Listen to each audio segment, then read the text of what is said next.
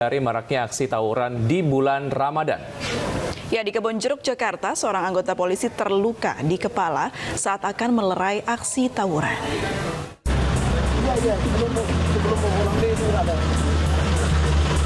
8 remaja yang terlibat tawuran ditangkap tim presisi Polres Jakarta Barat di Jalan Budi Raya, Kebonjeruk dini hari tadi.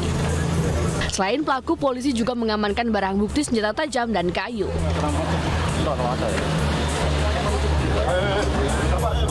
Saat melerai tawuran dua kelompok remaja ini, seorang anggota polisi mengalami luka di bagian kepala.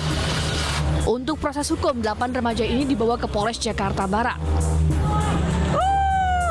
Sementara itu, Wali Kota Depok Muhammad Idris menuding tawuran yang terjadi di Kota Depok, Jawa Barat sejak awal bulan Ramadan disebabkan oleh siswa sekolah swasta yang melibatkan peran alumni dalam memprovokasi adik kelasnya. Wali Kota Depok telah melakukan upaya antisipasi dengan mengingatkan pihak sekolah untuk memberikan pembinaan terhadap murid-muridnya tentang bahaya tawuran. Apa aja terkait adanya aksi tawuran beberapa malam ini di Kota Depok, antisipasinya sendiri dari pemerintah Kota Depok seperti apa sih? Iya, kami terus meningkatkan untuk antisipasi, mengingatkan pihak sekolah, karena memang rata-rata mohon maaf adalah sekolah-sekolah swasta yang memang terus harus kita ingatkan, baik untuk pembinaan ekstrakurikulernya, memberikan pemahaman tentang bahaya tawuran dan sebagainya. Pemerintah dan pihak terkait pun harus mengkaji faktor eksternal yang menjadi pemicu meningkatnya kasus tawuran tersebut. Dari Jakarta dan Depok, Rizky Falufi, Yung Rizky, iNews melaporkan. Pemirsa, penertiban pedagang kaki lima nakal di kawasan Pasar Tanah Abang, Jakarta Pusat terus dilakukan. Ya, para PKL nakal nekat menggelar barang dagangan di trotoar dan jalan sehingga mengganggu pejalan kaki.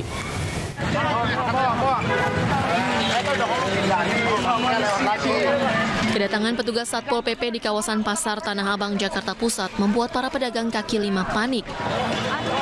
Para pedagang berusaha mengevakuasi barang dagangan ke dalam kios agar tidak diangkut paksa. Tak sedikit pedagang yang akhirnya kalah cepat dan barang dagangannya dibawa petugas. Namun ada pula pedagang yang tidak terima barangnya diangkut dan langsung berusaha merebut kembali barang dagangan yang telah dinaikkan ke atas truk. Razia tertib trotoar sengaja digelar mengingat meningkatnya volume pengunjung Pasar Tanah Abang di bulan suci Ramadan, sehingga dimanfaatkan untuk berjualan di atas trotoar. Kita ketahui sekarang bulan Ramadan, bulan suci Ramadan, tentunya menjelang Lebaran atau Ramadan banyak masyarakat berbelanja ke Pasar Tanah Abang. Di sini kita menjaga kenyamanan masyarakat, terutama trotoar. Di mana ada gula, itu pasti semut. Di mana ada masyarakat yang banyak berbelanja, pasti pedagang menyerbu. Kita sarankan kawan-kawan kita, saudara-saudara kita, para pedagang kecil, pedagang kelima tidak mengupasi sudut trotoar. Karena apa? Sangat mengganggu ketertiban umum. Kita hadir di sini untuk menjaga kenyamanan mereka. Karena apa? Bila berdesak-desakan, tentu COVID-19 masih ada, tidak hilang. Rawan juga terhadap pencopetan. Petugas mengancam akan menindak tegas para pedagang jika masih membandel dengan nekat berjualan di atas trotoar melewati garis kuning. Dari Jakarta, Rani Sanjaya, iNews melaporkan.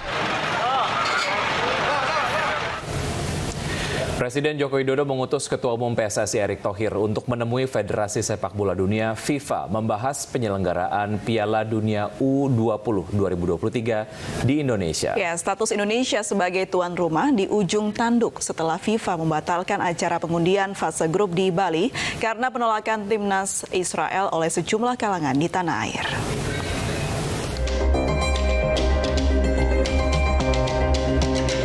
Status Indonesia sebagai tuan rumah Piala Dunia U20 tahun 2023 di ujung sebagai buntut adanya penolakan dari Gubernur Bali, Iwayan Koster, terhadap kehadiran timnas Israel di wilayahnya. Serta penolakan terhadap timnas Israel oleh sejumlah pihak di tanah air.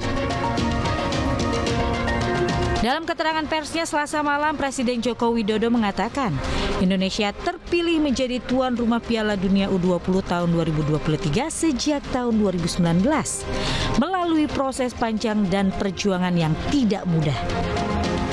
Sedangkan kepastian keikutsertaan timnas Israel baru didapatkan usai gelaran pra-kualifikasi Juli 2022. Presiden Joko Widodo telah mengutus Ketua Umum PSSI Erick Thohir menemui tim FIFA untuk mencari solusi terbaik agar status tuan rumah Piala Dunia U20 2023 tidak dibatalkan. Saat ditunjuk menjadi tuan rumah, kita belum mengetahui siapa yang akan menjadi tim peserta karena masih dalam proses prakualifikasi. Dan kepastian timnas Israel lolos seleksi Piala Dunia U20 baru kita ketahui pada bulan Juli 2022. Saya menjamin keikutsertaan Israel tidak ada kaitannya dengan konsistensi posisi politik luar negeri kita terhadap Palestina. Karena dukungan kita kepada Palestina selalu kokoh dan kuat. Dan dalam urusan Piala Dunia U20 ini, kita sependapat dengan Duta Besar Palestina untuk Indonesia bahwa FIFA memiliki aturan yang harus ditaati anggotanya. Jadi, jangan mencampur adukkan urusan olahraga dan urusan politik.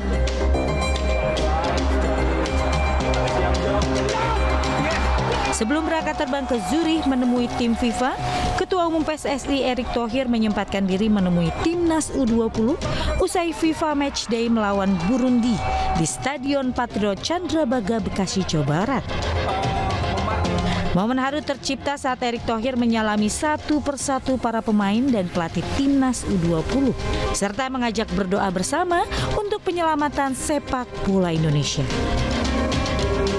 Semuanya sebelum mungkin Bapak terbang ke menemui Presiden FIFA, semoga Pak Ketum diberi kekuatan, keselamatan, dan semoga ada hasil yang baik buat kita semua. Berdoa menurut agama dan kepercayaan masing-masing, berdoa mulai. Erick Thohir berjanji akan berjuang maksimal dalam misi menyelamatkan nasib Piala Dunia U20 2023 di Indonesia. Erick juga meminta doa restu dari masyarakat Indonesia agar status tuan rumah Piala Dunia U20 2023 tidak dibatalkan. Saat malam saya sudah mendapat instruksi perintah dari Bapak Presiden untuk segera bertolak dan berdiplomasi untuk mencari solusi untuk sepak bola Indonesia. Jika status tuan rumah Piala Dunia U20 2023 dibatalkan, ada konsekuensi yang harus ditanggung Indonesia. Sanksi dilarang main dan denda dari FIFA sudah menunggu. Tim Liputan iNews melaporkan.